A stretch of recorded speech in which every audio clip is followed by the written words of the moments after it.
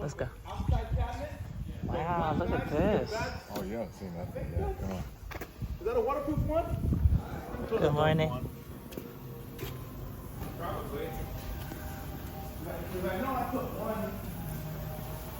Well, Wow. we do Mustangs. Yeah.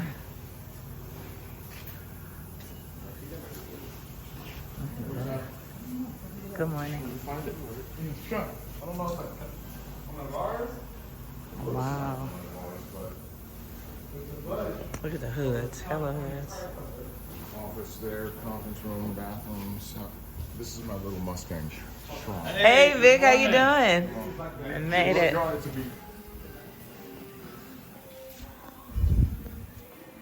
Oh, wow. Whoa.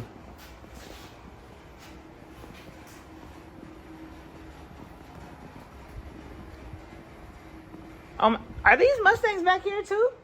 There's a couple of exceptions. There's a 68 Firebird there, the C10 that you just walked by. And there's a Cougar out there. Okay. Wow. But otherwise, they are all Mustangs. This is nice. Lots of engines, transmissions. That's a secret project. Okay. That's the next award winner under there. Oh, yeah, it will be. I wish I could have got that on camera. No doubt, it will be.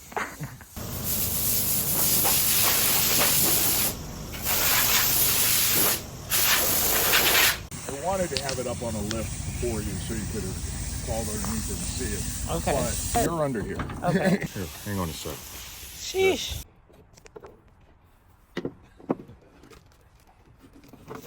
So how'd the lifter make it all the way to the oil pan? Hard to know.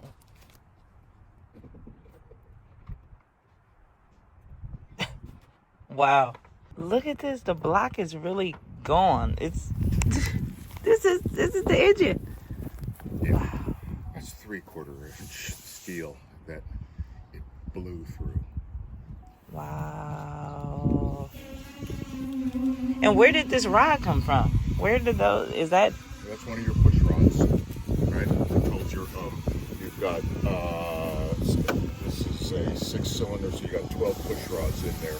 Okay. Exhaust and intake valves, Okay. right, that are activated.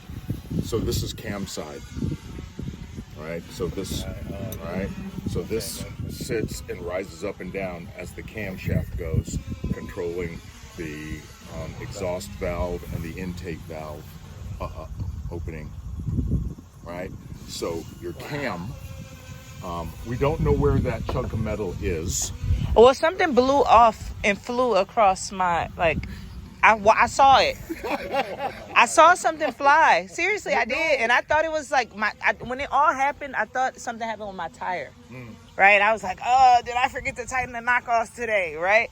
And then when we got out, I'm like, okay, nope, not that. But then I saw the smoking coming from the engine. So that was probably a 2 to 3 inch section of your camshaft. Because right now, from underneath, when you look and see your camshaft, it's in two pieces, Oh with a chunk missing out of the middle.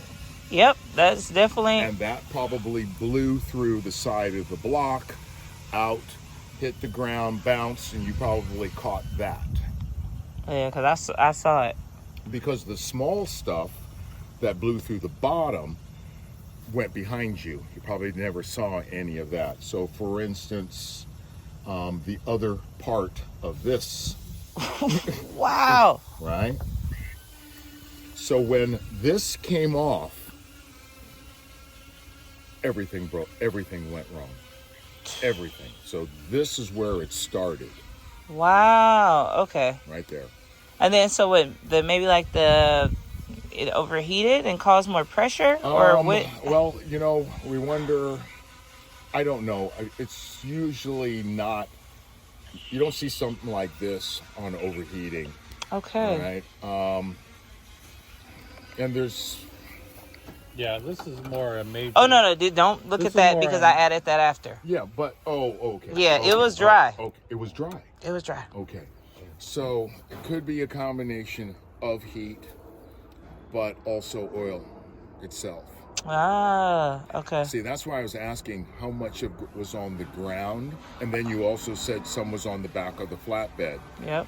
I would have had to look at it to really see, is that just what's draining out of the pan, or is it like the 6 quarts that should have been in the pan?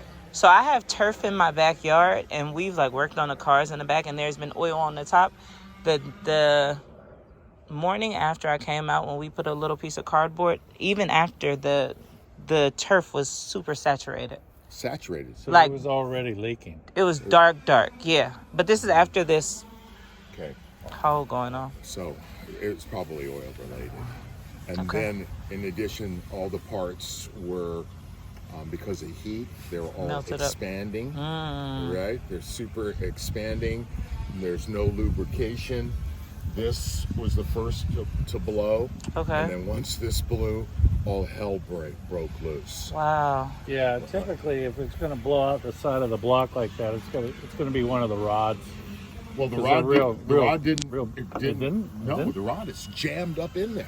Oh, Yeah.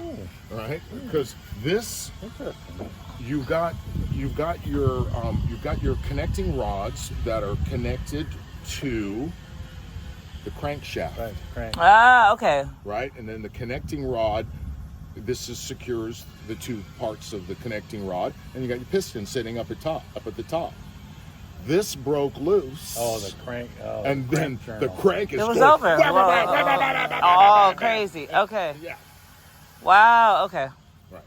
And then with the camshaft below, either the crank, the end of the crank that's still attached to the piston in there, beat the camshaft, or this flew into the camshaft, busting and taking a chunk out of the camshaft.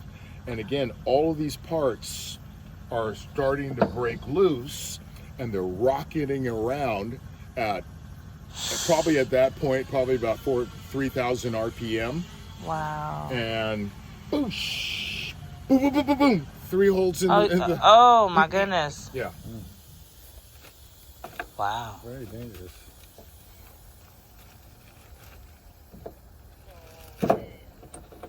Look at that piece of engine. Wow. The block, really. Yeah. So. Yeah. Wow. I don't see this. Well, I don't think I've seen this. Seen that, I've seen a lot. a chunk like that out. Wow.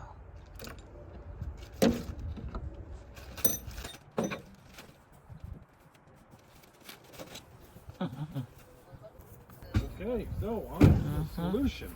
Right. So, the hole. See, and when Ian, he's like my top guy. When he goes, "There's a hole in there. There's a hole in the block." I go, "It's up in the air. I could not see it. It is right through there." Okay. And the way that I found it, that's the freeze plug. That's crazy. Oh yeah. Is that 4 fingers? Yeah. So, this is nothing that you're going to want to have to rebuild, Okay. because that type of thrashing around in there, It's all bad.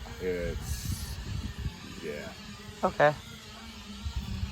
So, one of the guys that he's doing a swap. He had an inline 6, a 68 inline 6, and then he's moving over. He's already moved over to the Elderbach 351. Okay. And he still has his old, the mechanic has it now, but the engine and transmission. So I was wondering, is it possible, because I know we're doing a rebuilding option, right? If we start off with that one and rebuild that one.